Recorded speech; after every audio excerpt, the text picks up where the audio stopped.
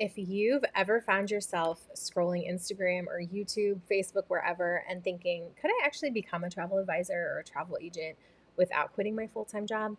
The answer is yes, but probably not in the way that TikTok has made it sound. Because while becoming a travel advisor absolutely can be done part time, it's still a real business. It's not some magical side hustle where you post one vacation picture and then book 18 million Disney trips and suddenly you're making six figures. Today, I'm going to tell you what it actually looks like to build a travel business while working another job because, spoiler alert, I am doing just that. So, if you're curious about becoming a travel advisor, grab your coffee and let's talk. So, a lot of people are surprised when I tell them that travel actually isn't my full time job. I am a high school Spanish teacher. This is my 18th year currently that I am teaching. And during the school year, I'm at school from 7 in the morning until about 3 in the afternoon. And then I come home and I walk the dog and I work out and I eat dinner. Um, well, I maybe squeeze in a Peloton ride. Let's be real. I get to be better about that if I'm being the responsible adult. And then I switch hats. I become travel advisor Lindsay. Some evenings I'm answering client emails. Some evenings I'm building itineraries. Some evenings I'm recording podcast episodes because I'm also a podcast host. Sometimes I'm creating marketing content. Sometimes I'm training the advisors in my agency because I am an agency owner and I do train travel advisors as well. And occasionally I'm sitting on my couch in sweatpants researching a Mediterranean cruise while drinking my favorite beverage at 9:30 at night. That's real life. So, yes, it can be done where you're building a travel business while working full time or while being a full-time stay-at-home mom, etc. I've done it. Many of the advisors in my agency are also doing it as well. I actually can't think of anyone doing this. Well, maybe one, 100% doing it full time. I actually think it's kind of irresponsible to become an independent contractor straight out of the gate, never having done this before, and quit your full time job to do this. Unless you are having the means, like maybe you are married and you have some support or you have a lot of money saved up. But I'm not the person who's going to tell you that you need to absolutely quit your full time job and go 100% all in on this without having a backup plan. Like, that's just not me. That's not how I feel financially secure, being as I'm also a single person. But so, anyway, I'm going to show you what part time can actually really look like in this industry because here's what I think trips people up is people think part time and they imagine working like 2 hours on a Saturday. That's not it, especially in the beginning, because in the beginning, you're going to be building the foundations of your travel business. It's a lot like planting a garden, where the first several months you're watering, you're learning, you're planting the seeds, and you don't immediately walk outside after planting something and have tomatoes growing everywhere, right? It's the same thing here in this business. At first, you are learning the industry, you're learning suppliers, you're figuring out booking systems, you're taking the trainings online, you're building relationships, you're creating social media, you're talking to people, you're building these relationships, and maybe you've had some of these, which is really great as well because you can really pull on some of your past experiences. You're learning destinations, and then eventually these seeds start growing. People start referring you, repeat clients start coming back, your confidence grows, and the business becomes much easier for you. And that's kind of how, in a nutshell, what it looks like to build this business. Now, I will also say that you're going to get out of it what you can put into it. So, in the beginning, or are there weeks where I have only had 2 hours on a Saturday to put into my business? Yes. However, when I have the more time and the energy and the effort, or when I take on more clients, that's obviously when I'm going to be able to see more results, right? So, people ask me all the time, what do you actually do in your travel business? And honestly, I do what needs to happen and when it fits in. So sometimes it's on my lunch break, sometimes it's after school, sometimes it's on Saturday morning, sometimes it's on Sunday evening while watching Netflix. If a client needs something urgently, obviously I take care of them. But for the most part, I've built systems that let my business work around my life, which is something that I really teach the agents in my agency as well. We use a CRM called Turn, and this makes life so much easier. And I have given them templates and workflows and automations and all sorts of things that essentially help them service their clients.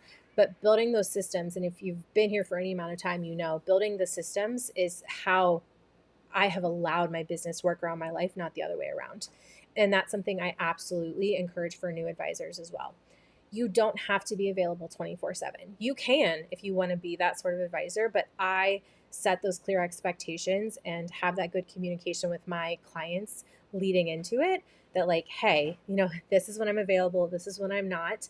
I also let them know ahead of time if I'm going to be out of the country or on vacation or things like that. So, hey, if you need to make a payment, you got to do it before I leave or it will be done when I get back, right? So, if you are prepared and you are organized enough to do that, then you should not have any issue juggling this while also juggling that, whatever that is for you. Here's something interesting. The people who succeed in this industry aren't necessarily the people who have the most free time. They're the people who stay consistent.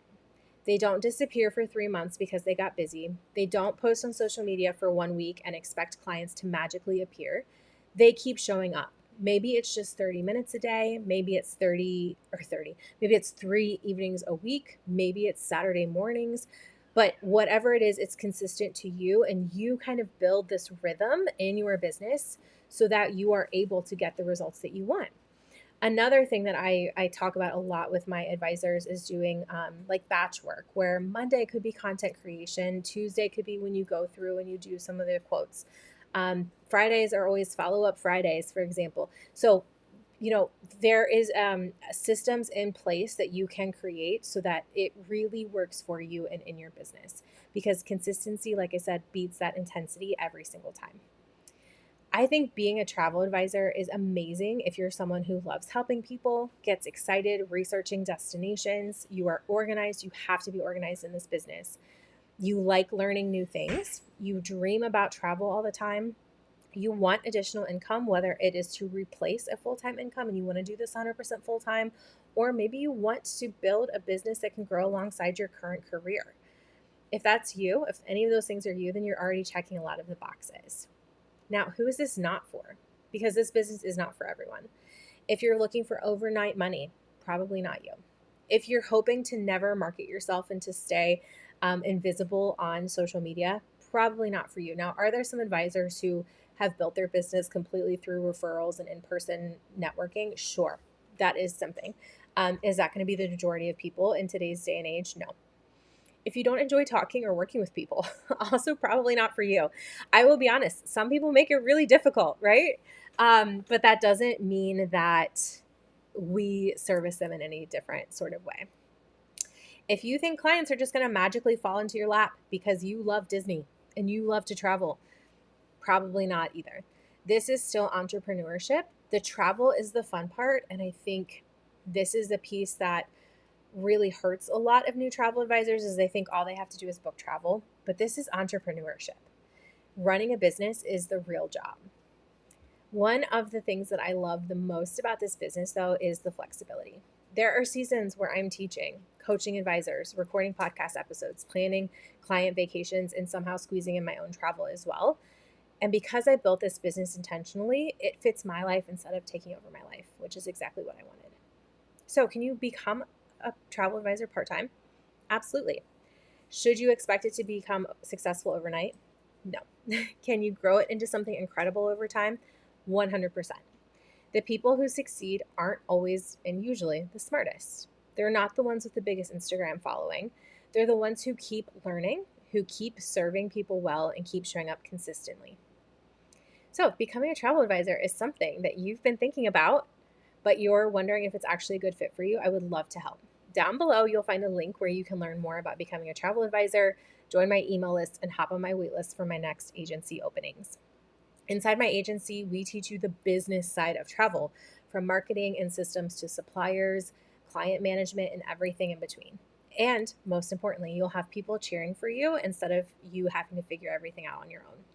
So if this video helped answer one of your questions, I'd love if you give it a thumbs up, subscribe, and let me know in the comments. What's the biggest question you have about becoming a travel advisor?